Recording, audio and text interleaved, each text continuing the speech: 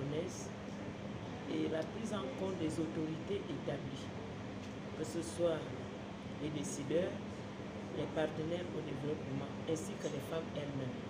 Les femmes représentent plus de 51% de la population gabonaise. Et le Gabon est à un moment historique de son histoire. L'élection du président de la République issu d'une transition. C'est la première fois, parce que le premier coup d'État, il n'y a pas eu d'élection, ça n'a duré que 2 jours. Nous sommes dans le coup de libération et la transition s'est très bien passée. Maintenant, le premier test, c'est l'élection du président de la République.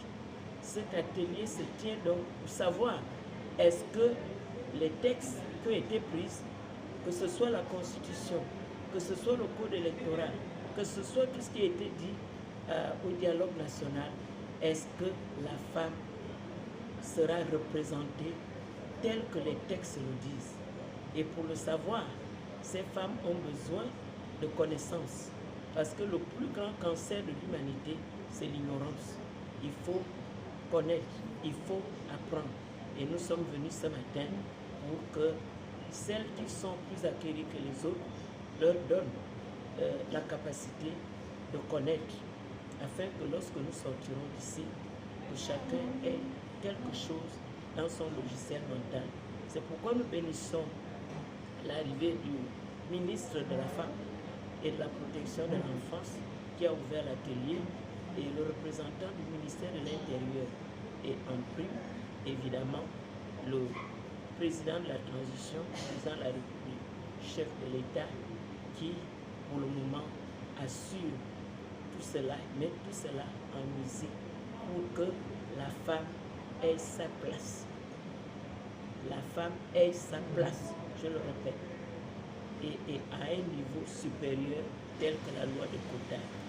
Cet atelier est d'une importance capitale. Cet atelier est d'une importance capitale parce qu'il permet de matérialiser l'inclusion du processus électoral. Les femmes représentent plus de la moitié de la population. Elles doivent être des actrices et les bonnes pratiques qui vont être partagées vont permettre aux femmes d'agir non seulement en tant que citoyennes en allant voter, mais également en jouant le rôle d'observatrice du processus électoral et en matière de paix, travailler pour la consolidation de la paix. Nous savons que c'est une période où il y a souvent des tensions, donc elles vont travailler dans la communauté. C'est important de le rappeler aux femmes et de recueillir les préoccupations qui sont les leurs. Nous avons vu des organes chargés de l'organisation des élections. Il y a quelques grincements dedans de la part des femmes parce qu'elles ne sont pas suffisamment représentées, mais elles sont tout de même présentes et elles doivent jouer le rôle qui est le leur.